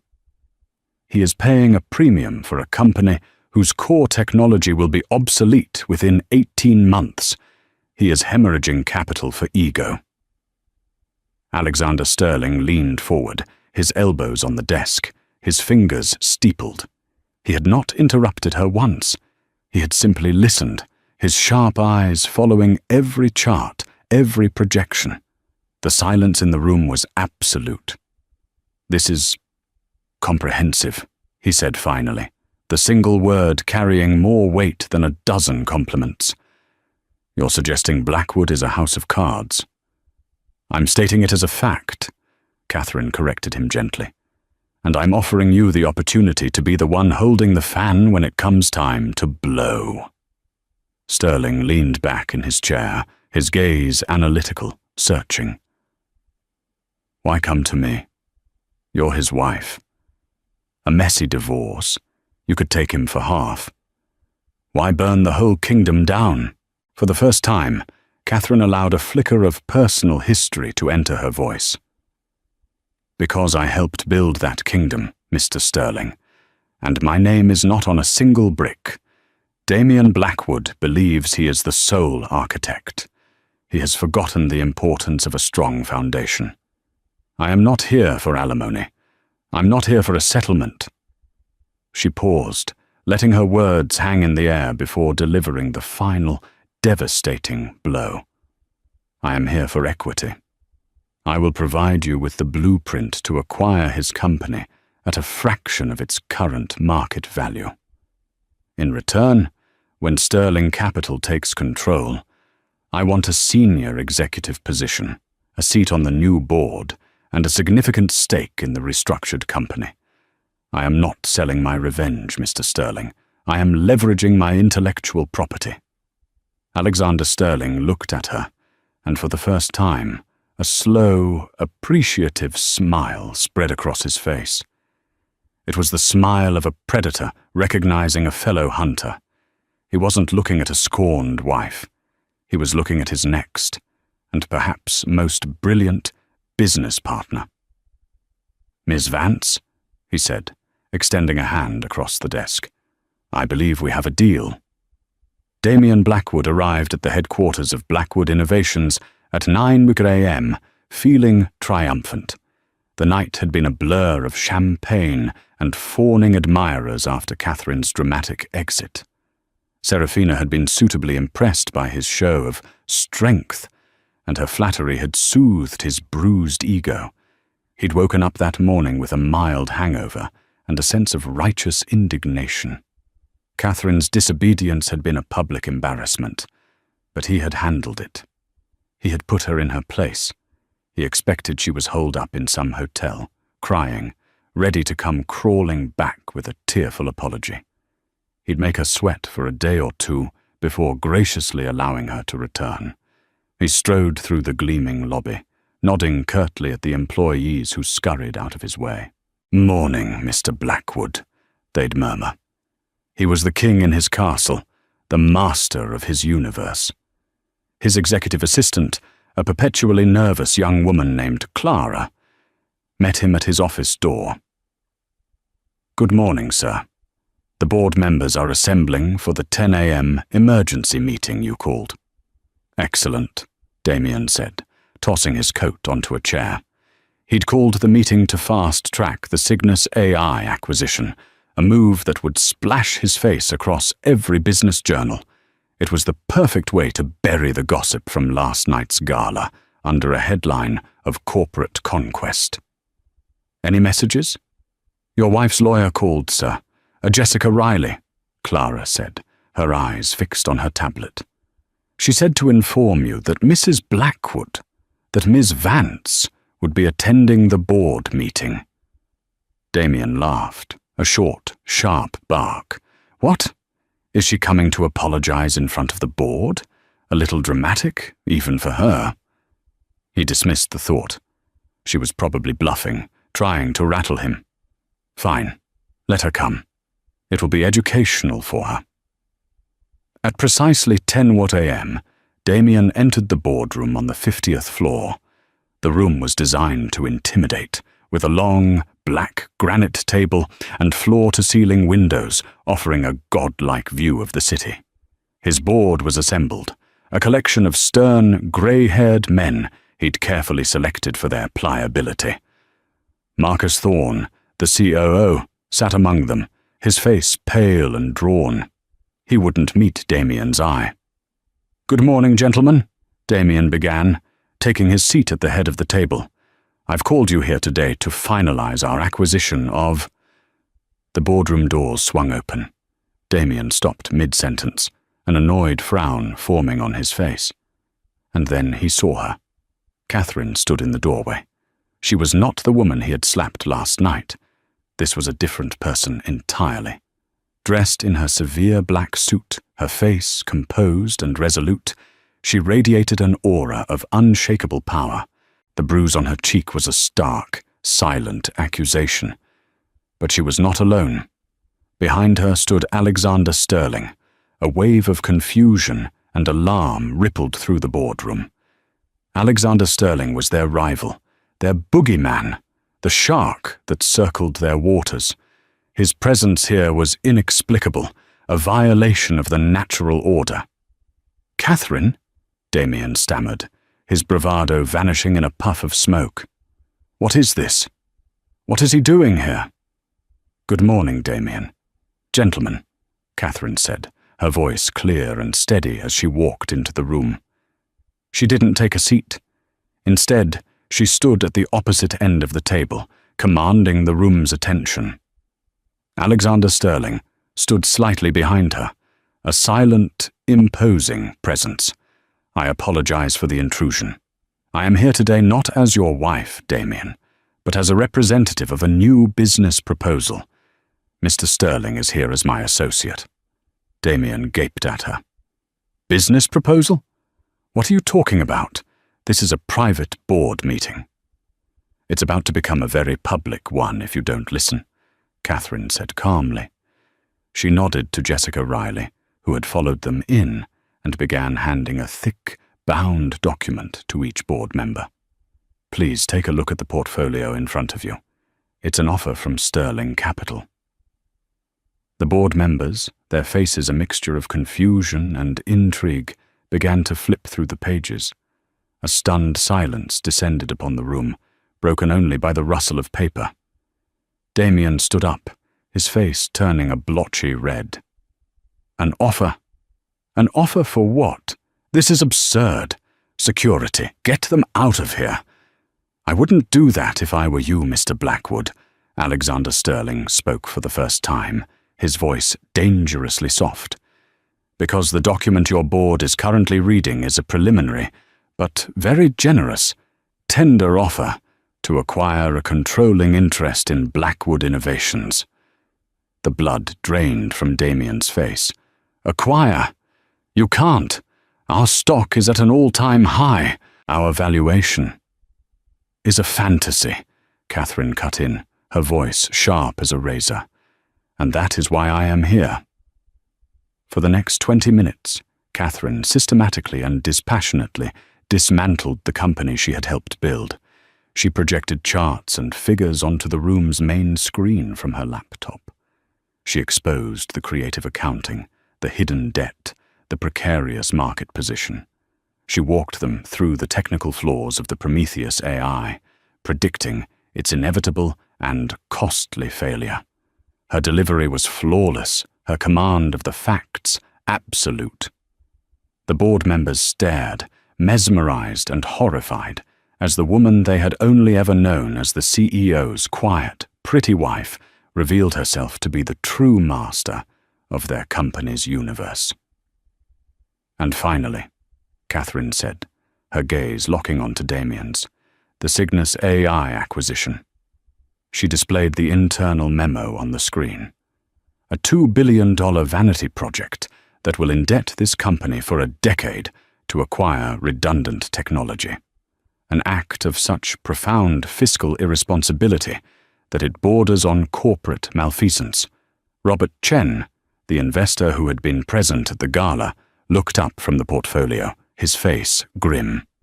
"The offer from Sterling Capital is 30% above current market value. Given the irregularities Ms. Vance has just presented, this isn't just a generous offer. It's a lifeline." "This is ridiculous," Damien roared, slamming his fist on the table. "She's a liar, a bitter, scorned woman trying to destroy me." He turned on Catherine. "You did this? To get back at me for last night?" Catherine looked him dead in the eye. The entire room held its breath. "Last night was not the reason, Damien," she said, her voice dropping to a near whisper, yet carrying to every corner of the room. "It was merely the permission slip I gave myself to do what was necessary.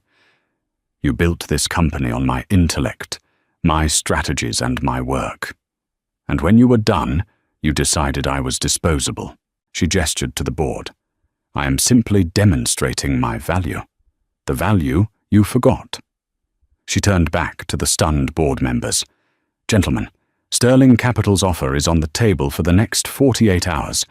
It is conditional on the immediate removal of Damien Blackwood as CEO and the cessation of the Cygnus AI acquisition.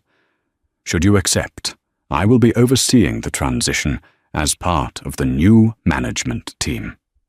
I know where the bodies are buried. I also know where the treasure is." She closed her laptop. The presentation was over. Damien stood, shaking with a rage that rendered him speechless. He looked at the faces of his board, men he thought he owned, and saw not loyalty, but cold, hard calculation. He saw them looking from his trembling form to Catherine's steel composure, and he knew, in that gut-wrenching moment, that he had already lost. Catherine and Alexander Sterling turned and walked out of the boardroom, leaving a bomb of their own making to detonate behind them. The fallout from the boardroom blitz was swift and brutal. Damien's world, once an impenetrable fortress of wealth and power, began to crumble with terrifying speed. He stormed out of the boardroom after Catherine and Sterling, his mind a maelstrom of fury and disbelief. He tried to rally his board, appealing to their loyalty, to their shared history, but it was useless. He was no longer speaking to friends. He was speaking to businessmen who had just been shown a lifeboat as their ship was taking on water. "Damien, be reasonable," Robert Chen had told him, his voice devoid of sympathy. "The woman just proved with data that our stock is overvalued by at least 40%. Sterling is offering a premium on that inflated price. If we refuse, and this information leaks, which it inevitably will, we'll be facing shareholder lawsuits that will tie us up in court for years. She's checkmated you." His first frantic call was to Serafina. He needed her comfort, her validation, her adoration. He found her at her apartment, surrounded by packed Louis Vuitton luggage. "What's all this?" he demanded, his voice strained. "Are you going somewhere?" Serafina didn't look up from a box of jewelry she was sorting. "I'm going to Milan for a few weeks. A new contract," she said, her tone cool and distant. "Milan? Now? I need you here," he exclaimed. "Catherine, she's trying to destroy me. She went to Alexander Sterling." Serafina finally looked at him, her expression unreadable. I heard. It's all over the financial news feeds already. Sterling Capital launches hostile takeover bid for Blackwood Innovations. She shrugged, a delicate, dismissive gesture. It sounds messy. Messy? It's a war. And I need you by my side. We're a power couple, remember? A small, cruel smile played on her lips. Damien, darling, she said, her voice dripping with condescension. We were a power couple when you had power. I attached myself to a rising star, not a falling one. A CEO in the middle of a hostile takeover, with his brilliant wife leading the charge against him. That's not a good look. It's embarrassing. The word hit him harder than the slap he'd delivered to Catherine. Embarrassing. That's what he was to her now. He realized with sickening clarity that he had never been more than a stepping stone, a means to an end. Her affection had been a transaction, and his value had just plummeted. So that's it? You're just leaving? He asked, his voice cracking. Don't be so dramatic, she said, snapping the jewelry box shut. Think of it as a strategic retreat. Call me when you've sorted out all of this. She brushed past him, her expensive perfume a final, cloying insult. He knew she would never answer his call. The rat was leaving the sinking ship. His next blow came from within his own company. He tried to lock down the company's servers, to hide the evidence Catherine had presented, but it was too late. He received a call from Marcus Thorne. Marcus, I need you to initiate a digital lockdown. Erase the R&D logs from the last 6 months.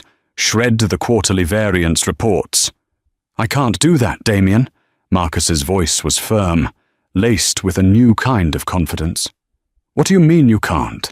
I'm still the CEO of this company. You work for me. No, Damien, I work for the company, for the shareholders. And right now, the best thing for this company is a smooth transition of power, Marcus said. There was a pause. I've already provided Ms. Vance and Mr. Sterling's legal team with the supplementary data they requested. The server logs, the internal emails, all of it. It corroborates her entire presentation. The betrayal was so profound, so absolute, that Damien couldn't even speak. Marcus, his loyal COO, the man he'd promoted and trusted for years, had turned on him. Why, Marcus? He finally whispered. Because she was right, Marcus said simply. About everything. About the flawed code, about the Cygnus deal, about you. You stopped listening a long time ago, Damien. You were going to run this company into the ground out of sheer ego. Catherine, Ms. Vance, she's saving it, and all of our jobs along with it. I'm sorry, but my loyalty is to the house she built, not to the man who was trying to burn it down. The final nail in his coffin was the media. The story was too juicy to ignore. Billionaire CEO's wife teams with rival to seize control of empire, screamed the headlines. They painted Catherine as a wronged genius, a strategic mastermind reclaiming her legacy. They dug into her past, her academic achievements at Wharton, her early, uncredited role in the company's founding. She became a feminist icon overnight. Damien, in contrast, was portrayed as a fool and a brutish tyrant, the man who slapped his wife and lost his empire in the same week. The photo of Catherine leaving the gala, her face resolute, was plastered everywhere. The faint bruise was a symbol of his downfall. He holed up in his penthouse, the glass walls that had once felt like a symbol of his dominance, now feeling like a cage. He watched the stock ticker for Blackwood Innovations. The board, facing overwhelming pressure, had publicly announced they were entering into negotiations with Sterling Capital. The stock price, after a brief, panicked dip, had soared on the news of the acquisition and the promise of new, competent leadership. He was undone, utterly and completely, He had underestimated the woman who stood beside him for 10 years. He had mistaken her silence for submission, her grace for weakness. He had thought she was an accessory, a beautiful object to be displayed and, when necessary, disciplined.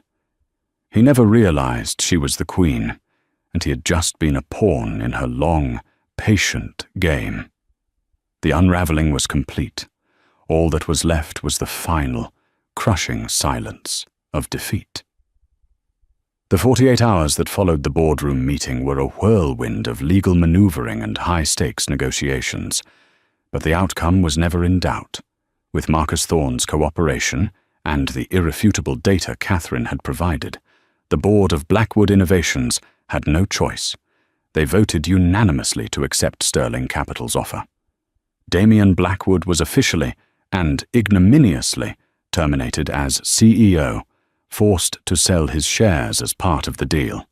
He was given a severance package dictated by the ironclad prenuptial agreement Catherine had insisted upon years ago, an agreement he had laughed at the time.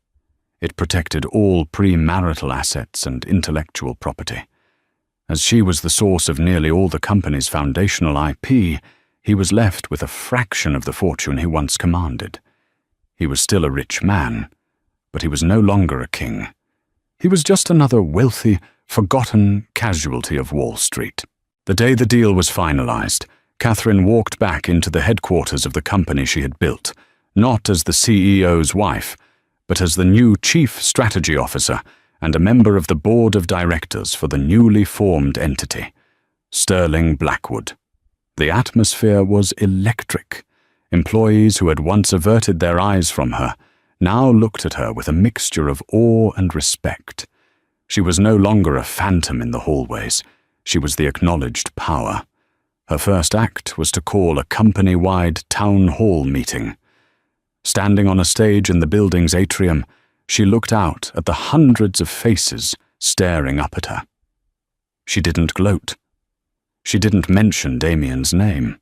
She spoke of the future. For too long, this company has chased short-term gains and fleeting headlines, she began, her voice resonating with a newfound authority.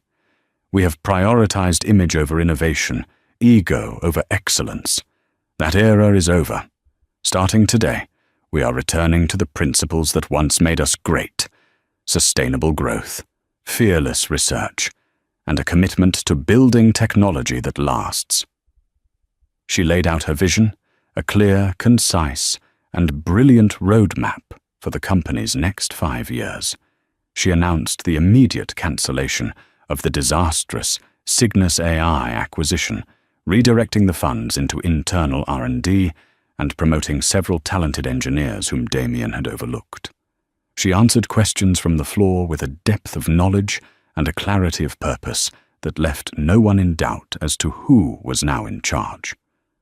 Marcus Thorne, who she had promoted to president and COO, stood by her side, a look of profound respect on his face.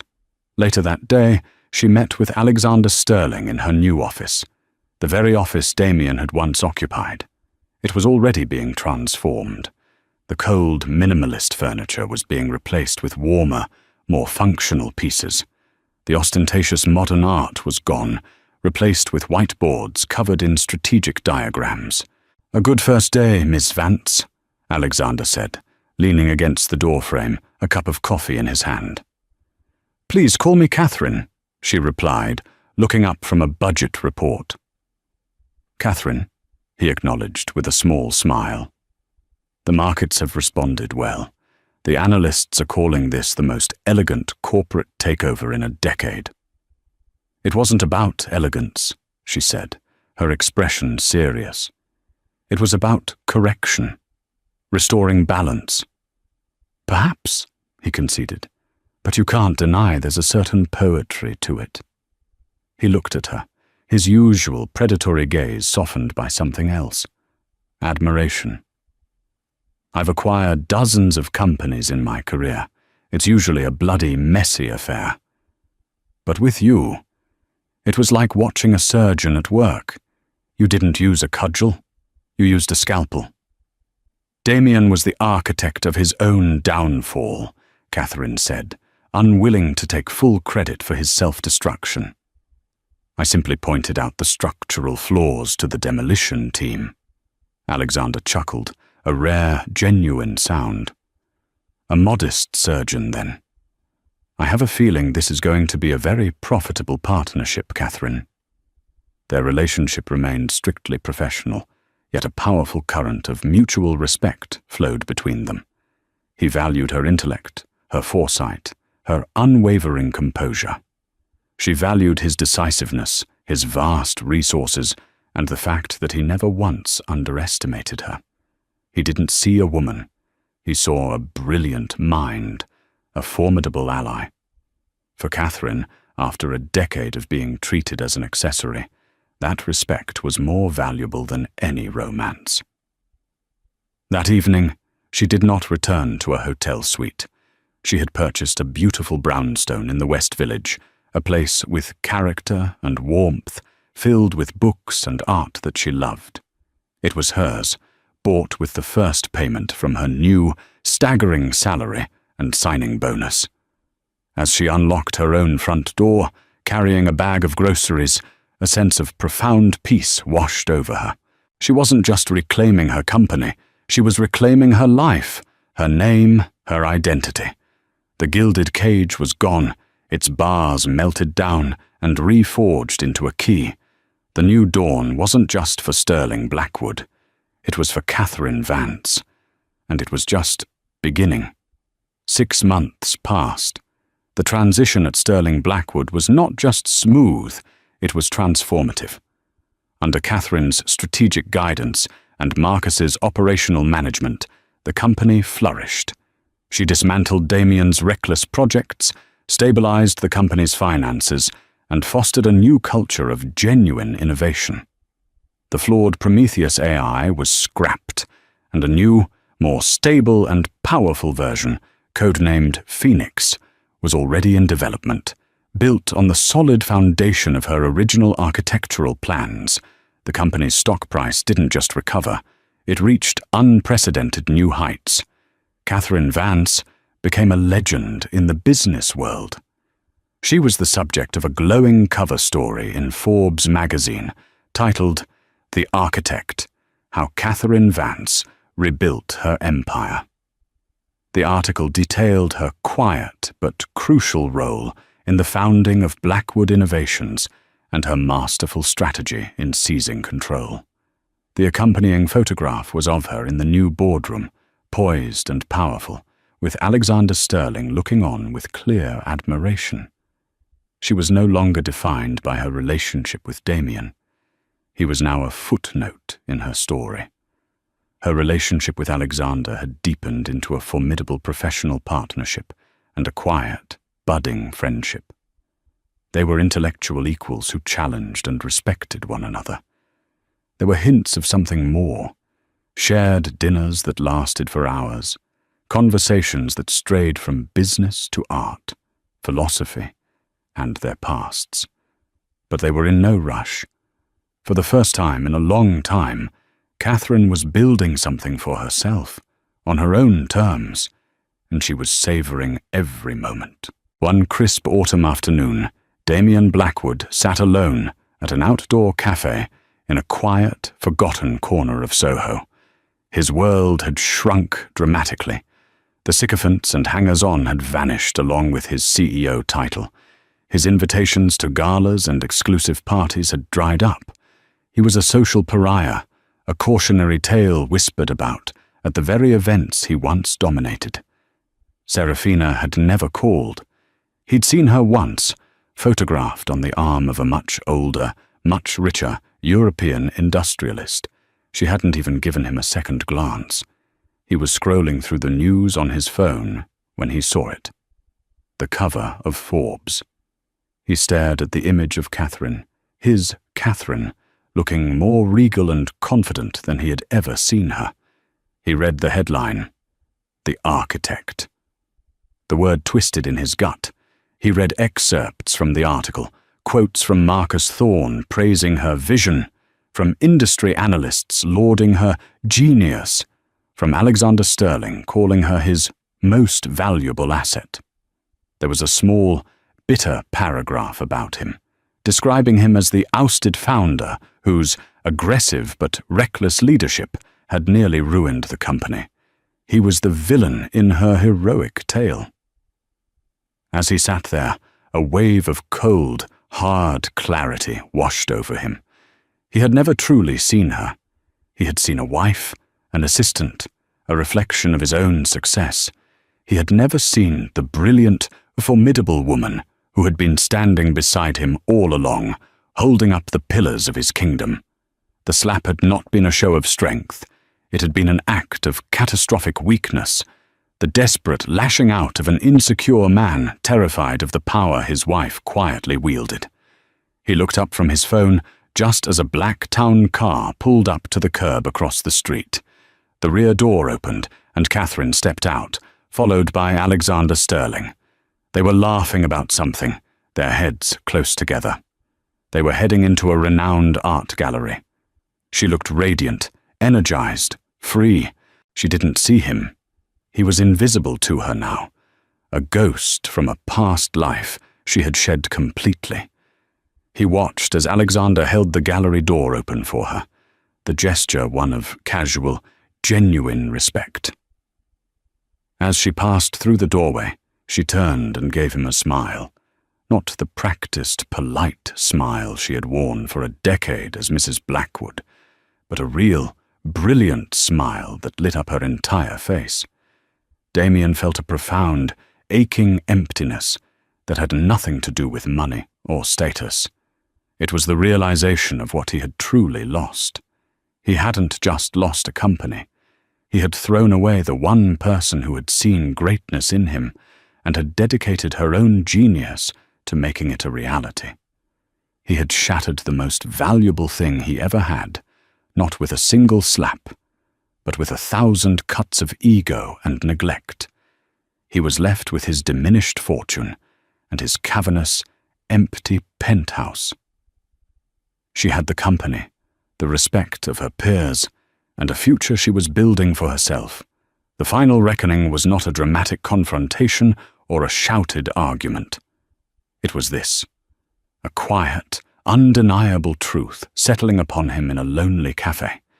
He had slapped his wife to please his mistress, and the next day she had arrived with an army and calmly, methodically, taken back the world she had built, and he had no one to blame but himself. And so, Catherine Vance's story becomes a powerful lesson in value, respect, and the quiet strength that so many people underestimate. It's a reminder that the silent partner in the room is often the most powerful, and that true strength isn't about raising your voice or your hand, but about knowing your worth and having the courage to claim it. Damien Blackwood thought he was breaking his wife, but he only succeeded in breaking the chains that held back a titan. She didn't seek simple revenge. She sought reclamation, building a brighter future from the ashes of a painful past. What did you think of Catherine's incredible transformation? Was her boardroom takeover the ultimate power move? Let us know your thoughts in the comments below. If you were moved by her story of resilience and empowerment, please give this video a thumbs up and share it with someone who needs to be reminded of their own strength. And of course, for more compelling stories like this, make sure you hit that subscribe button and ring the notification bell. You won't want to miss what we have coming next. Thank you for listening.